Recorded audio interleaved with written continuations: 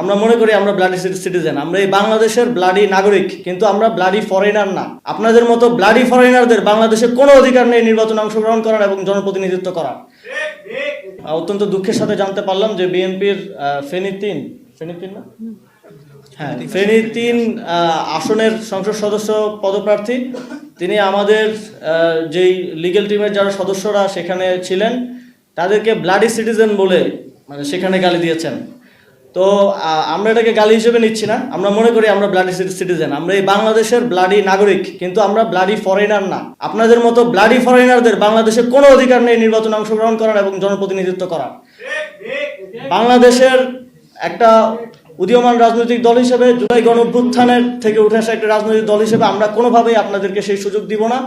যদি কোনোভাবে আপনারা নির্বাচন কমিশনকে ম্যানেজ করে কিংবা এই পলিটিক্যাল এই ফ্যাসিবাদী সিস্টেম, যেটা আমরা দুঃখজনকভাবে গত 1.5 বছরও পুরোপুরি পরিবর্তন করতে পারিনি, সেটার মধ্য দিয়ে আপনারা বৈধতা পেয়ে যান, তাহলে মনে রাখবেন আপনাদেরকে রাজপথে প্রতিরোধ করা হবে, আপনাদেরকে আপনাদের আসনে প্রতিরোধ করা হবে, আপনাদেরকে আমরা আমাদের যেই সুপ্রিম কোর্ট আছে সেখানে আমরা আমাদের আইনি লড়াই চালাবো, কিন্তু কোনোভাবেই আপনাদেরকে আমরা শান্তিতে এখানে নির্বাচন করতে, এদেশের জনগণের প্রতিনিধিত্ব করার সুযোগ আমরা দিব না।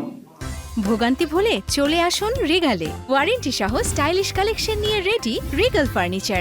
আমরা জাতীয় নাগরিক পার্টির নির্বাচন পরিচালনা কমিটির পক্ষ থেকে, জাতীয় নাগরিক পার্টি এবং আমাদের জোটের শরিকদের পক্ষ থেকে স্পষ্টভাবে এই বার্তাটা দেশবাসীর কাছে, নির্বাচন কমিশনের কাছে, অন্তর্বর্তীকালীন সরকারের কাছে দিতে চাই।